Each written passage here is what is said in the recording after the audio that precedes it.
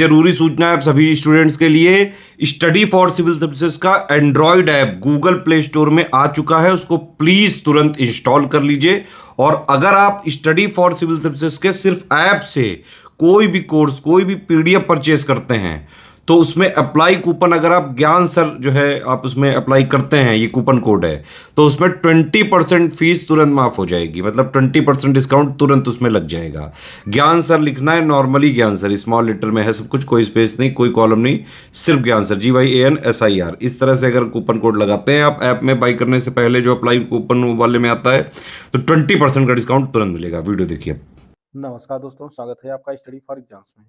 दोस्तों, UP plus C junior assistant steno लेखपाल के लिए हिंदी सीरीज का यह चौथा वीडियो है। वीडियो शुरू करने से पहले मैं आपको बता दूं, यूपीपीसी 2025, बीपीएससी, एमपीपीसीएस सहित कई पेड कोर्स चल हमारे। अगर आप हमारा कोई पेड कोर्स ज्वाइन करना चाहते हैं तो यह नंबर दिया गया है 8564880530 या 9696066089। इस पर कॉल या व्हाट्सएप करके आप पेड बुक की जानकारी प्राप्त कर सकते हैं। तो आइए वीडियो शुरू करते हैं और देखते हैं आज का पहला प्रश्न। अपने विद्यालय की किसी मनोरंजन घटना का वर्णन करते हुए मित्र को लिखा गया पत्र किस कोड के अंतर्गत आएगा? चार ऑप्शन दिया गया है, शासकीय, अर्धशासकीय, वैयक्तिक या व्यावसायिक।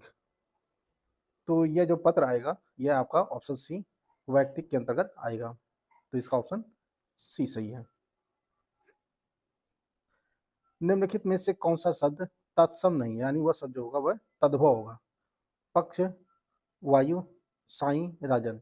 इसमें जो साई शब्द है यह आपका तद्भव का शब्द है, यानी यह तत्सम नहीं है। इसका ऑप्शन सी सही है। अगले क्वेश्चन देखते हैं। अगला जो क्वेश्चन है, निम्नलिखित में से कौन सा विलोम युग्म सही नहीं है?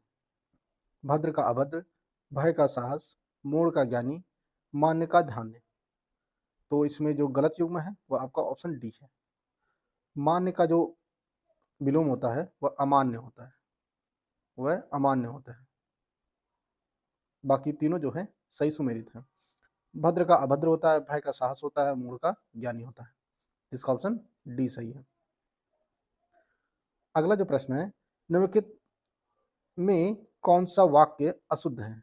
चार वाक्य दिए गए हैं, इनमें से एक वाक्य जो है अशुद्ध है। पहला वाक्य है, यह एक गंभीर समस्या है। दूसरा है, मुझे बड़ी भूख लगी है।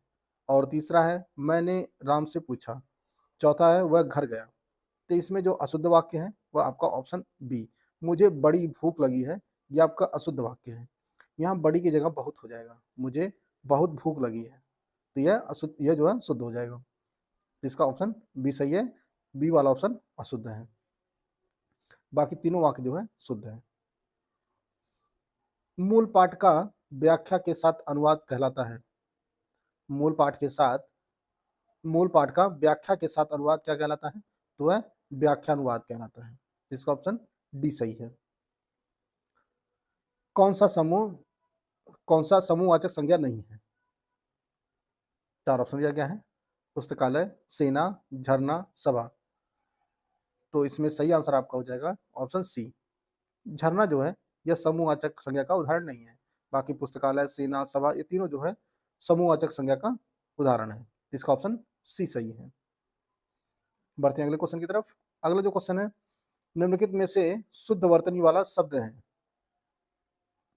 कवित्री, चिन्ह, ईर्षा और घनिष्ठ। इसमें जो अशुद्ध है, वो जो शुद्ध वाला वर्तनी वाला शब्द है वो आपका ऑप्शन डी घनिष्ठ जो है ये शुद्ध है।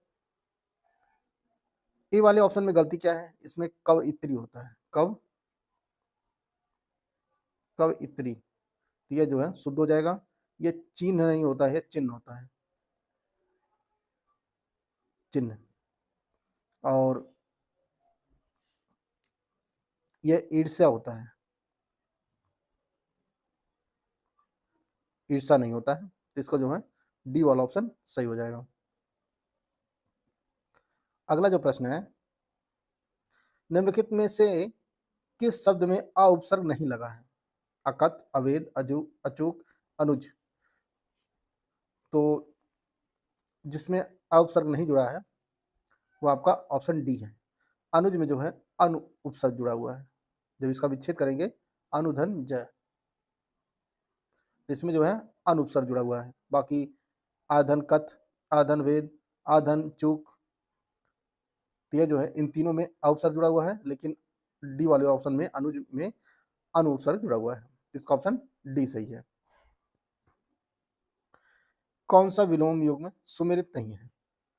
भूगोल का भूगोल का खगोल, अनुराग का विराग, जय का पराजय, शुभ का अनिष्ट। तो इसका जो सही आंसर हो जाएगा आपका ऑप्शन डी। शुभ का विलोम जो होता है वह अशुभ होता है, वह अशुभ होता है, और अनिष्ट का विलोम इष्ट होता है। इष्ट का विलोम जो है अनिष्ट होता है। तो ऑप्शन इसका ऑप्शन डी सही है। बाकी तीनों जो है भूगोल का खगोल, अनुराग का विराग, जय का पराजय, ये तीनों ऑप्शन सही है। जिस पर आक्रमण हो, जिस पर आक्रमण हो, इसके लिए एक शब्द क्या होगा? तो उसके लिए आक्रांत होगा। जिस पर आक्रमण हो उसके लिए एक शब्द जो यूज होता है वह आक्रांत ही होता है। तो इसका ऑप्शन सी सही है। देशभक्ति में कौन सा समास है? देश भक्ति में कौन सा समास है? इसका जब विग्रह करेंगे तो हो जाएगा देश की भक्ति, देश की भक्ति, और इसमें हो जाएगा तत्पुरुष समास। इसका ऑप्शन बी सही है। इनमें से कौन सी भाषा द्रविड़ भाषा नहीं है? इनमें से कौन सी भाषा जो है द्रविड़ भाषा के परिवार का हिस्सा नहीं है? तेलुगु, कन्नड़, तमिल, मराठी। तो इसका जो सही आंसर हो जाएगा आपका ऑप्शन डी। मराठी जो है यह द्रविड़ परिवार की भाषा नहीं है, यह आपका इंडो आर्यन परिवार की भाषा है। इंडो आर्यन परिवार की भाषा है ये मराठी। बाकी तीनों जो है तेलुगु, कन्नड़, तमिल, ये तीनों द्रविड़ परिवार की भाषा है। तो इसका ऑप्शन डी सही है। अगला जो प्रश्न है, माखनलाल चतुर्वेदी को किस रचना के लिए साहित्य अकादमी पुरस्कार दिया गया था? तो माखनलाल चतुर्वेदी को जो है हिम तरंगिणी रचना के लिए इन्हें साहित्य अकादमी पुरस्कार दिया गया था, और यह पुरस्कार 1955 में प्रदान किया गया था। 1955 में हिम तरंगिणी के लिए। तो इसका ऑप्शन ए सही है। दोस्तों, अगर आप UP triple junior student mains 2024 की कंप्लीट तैयारी करना चाहते हैं तो आप हमारा पेड ग्रुप ज्वाइन कर सकते हैं।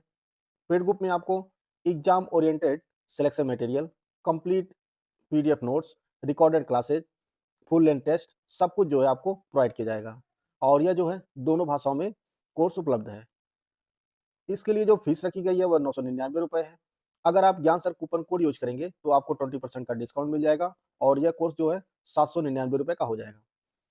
यह कोर्स आपको ज्ञान सर एजुकेशन ऐप पर मिलेगा, तो आप लोग गूगल प्ले स्टोर से ज्ञान सर एजुकेशन ऐप इंस्टॉल कर लीजिए, और वहां से आप पेड कोर्स को परचेज कर सकते हैं। इनमें से कौन सा छंद वर्णिक छंद है?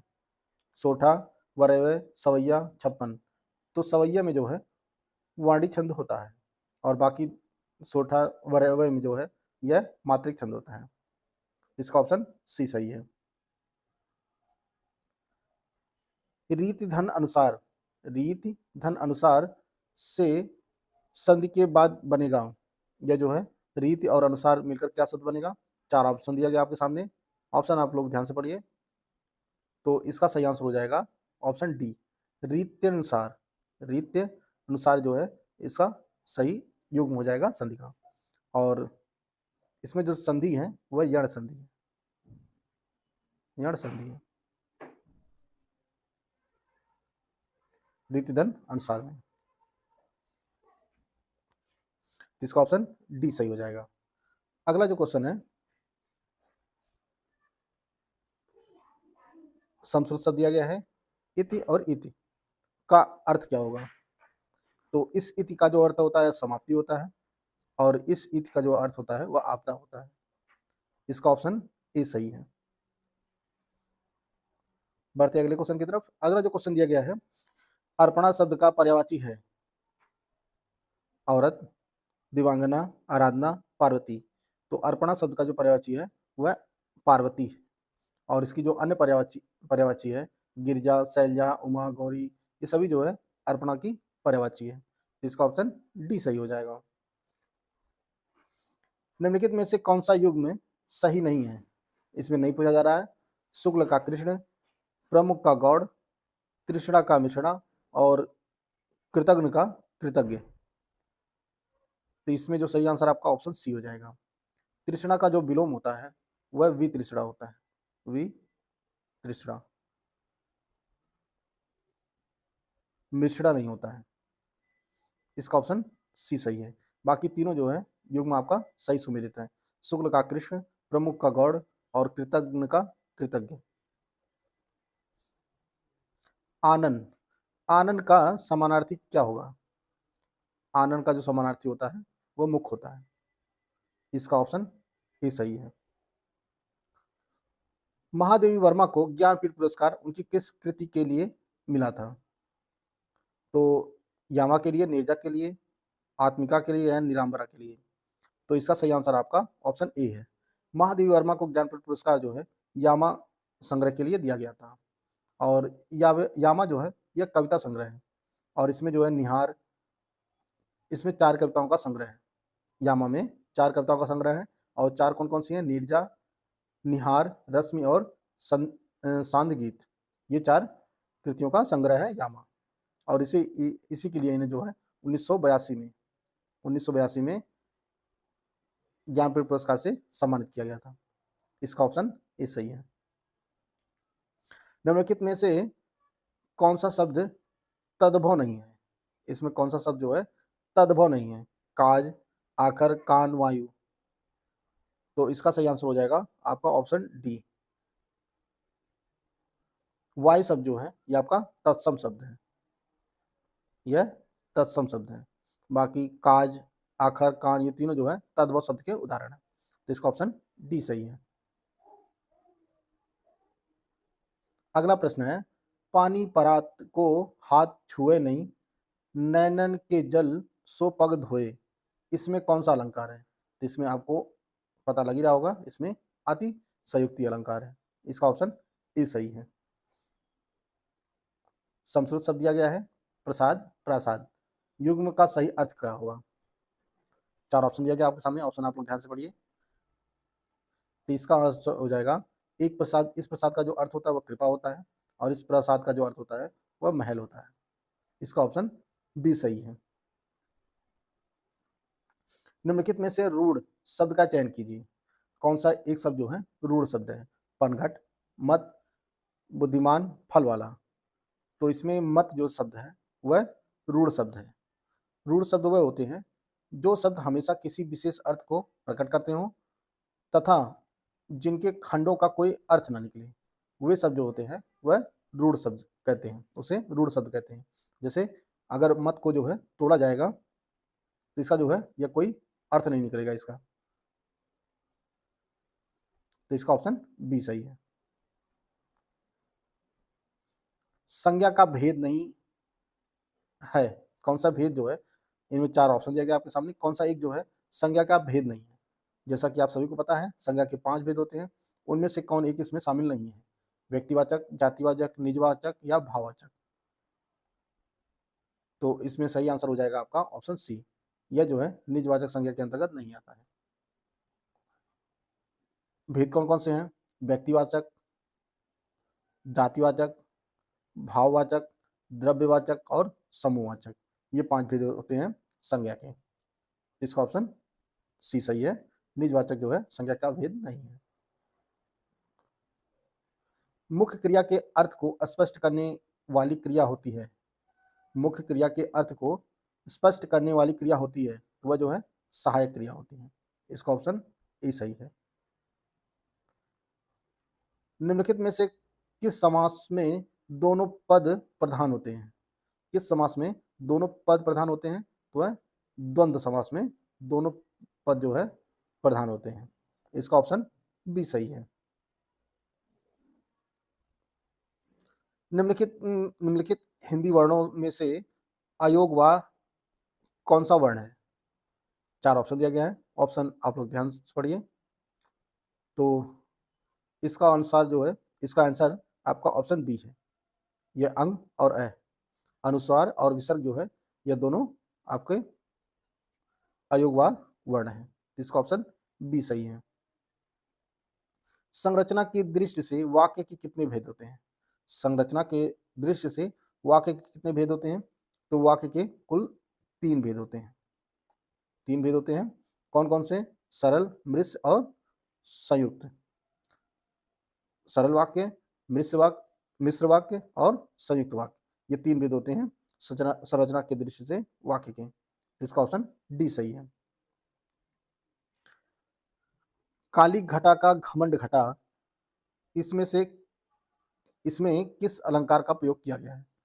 काली घटा का घमंड घटा में कौन सा अलंकार है? तो इसमें यमक अलंकार है। इसका जो सही आंसर हो जाएगा वो आपका ऑप्शन बी हो जाएगा। दोस्तों, यह कुछ महत्वपूर्ण हिंदी के प्रश्नोत्तरी थे जिसको हम लोग इस वीडियो के माध्यम से कवर कर चुके हैं। वीडियो अगर आपको अच्छा लगे तो लाइक कर सकते हैं, चैनल को सब्सक्राइब कर लीजिए। मिलते हैं नेक्स्ट वीडियो में, तब तक के लिए जय हिंद, जय भारत।